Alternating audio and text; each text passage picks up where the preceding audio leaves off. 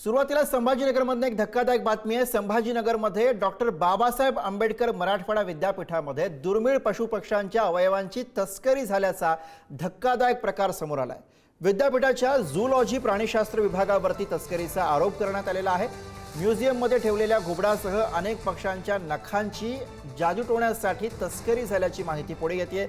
या प्रकाराविरोधामध्ये आंबेडकरी संघटनांनी आक्रमक भूमिका घेत पुरोगामी विद्यापीठामध्ये अंधश्रद्धा आणि तस्करी खपवून घेणार नाही असा थेटपणे इशारा दिलाय।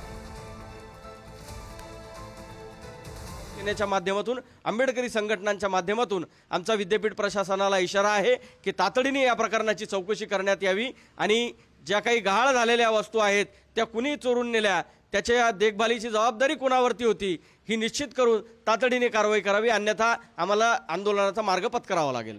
विद्यापीठ प्रशासनाने तातडीने पूर्वीपासून ठेवलेल्या सगळ्या अवशेषांची यादी करावी आणि त्यामधून गहाळ झालेल्या वस्तू या कुणाच्या कार्यकाळात गहाळ झाल्या, त्या कुणी गहाळ केल्या आणि त्याचा कशासाठी वापर झाला याची तातडीने चौकशी झाली पाहिजे अशी आमची मागणी आहे। आतापर्यंत कोणत्याच माकड, साप ह्या अशा गोष्टींचा कोणती तस्करी तिथे झाली नाही किंवा ते प्राणी तिथून गायब झाले नाही, अवशेष त्यांचे गायब झाले नाही। फक्त ज्यांची काळ्या मार्केटमध्ये, काळ्या बाजारामध्ये ज्यांची किंमत लाखो करोडो रुपयाच्या याच्यावर आहे आणि जे फक्त अंधश्रद्धेसाठी आणि कोणावर जादूटोणा करण्यासाठी ज्या घुबड वगैरे असे जे प्राणी आहेत त्यांचे नख, त्यांचे पंख असेच इथून गायब केलेत। हे सरासर इथं या अवयवांची तस्करी चालू आहे असा आरोप आंबेडकरी जनतेचा विद्यापीठ प्रशासनावर आम्ही करतो। या माध्यमातून ते सखोल चौकशी करून याच्यावर गुन्हे दाखल झाले पाहिजेत।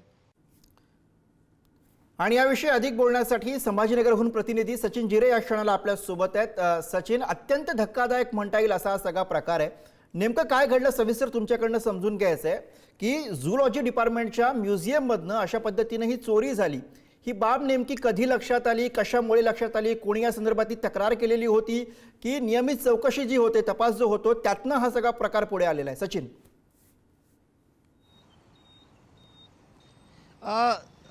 डॉक्टर बाबासाहेब आंबेडकर मराठवाडा विद्यापीठातील हा प्राणीशास्त्र विभाग आहे आणि या प्राणीशास्त्र विभागामध्ये विद्यार्थ्यांच्या अभ्यासासाठी एक म्युझियम आहे। त्या म्युझियममध्ये दुर्मिळ असे पशुपक्षी आहेत, प्राणी आहेत, त्यांना तिथे जतन करून ठेवलेलं आहे आणि विद्यार्थ्यांच्या अभ्यासासाठी ते आहे। मात्र त्या ठिकाणी ठेवलेली जी घुबड असतील किंवा इतर जे प्राणी असतील त्या प्राण्यांची अवयव जी तोडली गेलेली आहे, नख तोडली गेलेली आहे आणि या इथं आंबेडकरी जे नेते आहेत त्यांच्याकडून कुलगुरूंना रितसर तक्रार देखील करण्यात आलेली आहे। ही बाब जी आहे तर इथल्या आंबेडकरी नेत्यांच्या निदर्शनासाठी त्यानंतर हा सर्व प्रकार समोर आलेला आहे। त्यामध्ये नमूद असं करण्यात आलेलं आहे की ही जी हाडं, नख आणि पंख आहे ही तोडून ही अंधश्रद्धेसाठी याची तस्करी करण्यात आली आहे असा आरोप या ठिकाणी करण्यात आलेला आहे। ते दृश्यामध्ये तुम्ही स्पष्ट पाहू शकतात की जी पशुपक्षी आहेत तर त्यांची जी अवयव तोडण्यात आलेली आहे। एवढ्या सिक्युअर जागेवरती अशा पद्धतीचा प्रकार होणे यावरती संशय उपस्थित करण्यात आलेला आहे आणि आता कुलगुरूंच्याकडे रितसर गुन्हा दाखल करण्यासाठी तक्रार देण्यात आलेले। पुढे नेमकं या प्रकरणाचं काय होतं हे पाहणं महत्त्वाचं राहणार आहे। तक्रारदार आपल्या सोबत आहेत, नेमकं त्यांचं काय म्हणणं आहे ते देखील आपण जाणून घेऊयात। काय आता तुमची म्हणणं आहे? तुम्ही तक्रार केली? वास्तविक वन्यजीव सुरक्षा कायद्याअंतर्गत घुबड हा पक्षी जो आहे तो संरक्षित पक्ष्यांच्या यादीमध्ये येतो। मागील अनेक वर्षापासून महाराष्ट्रामध्ये शेकडो वेळा अशी प्रकरणं उघडकीस आलेली आहेत की घुबडाचे पंख असतील, त्याची नखं असतील, चोच असेल किंवा त्याच्या शरीरातली हाडं असतील, ही जादूटोण्यासारख्या घृणास्पद कामांमध्ये वापरली जातात।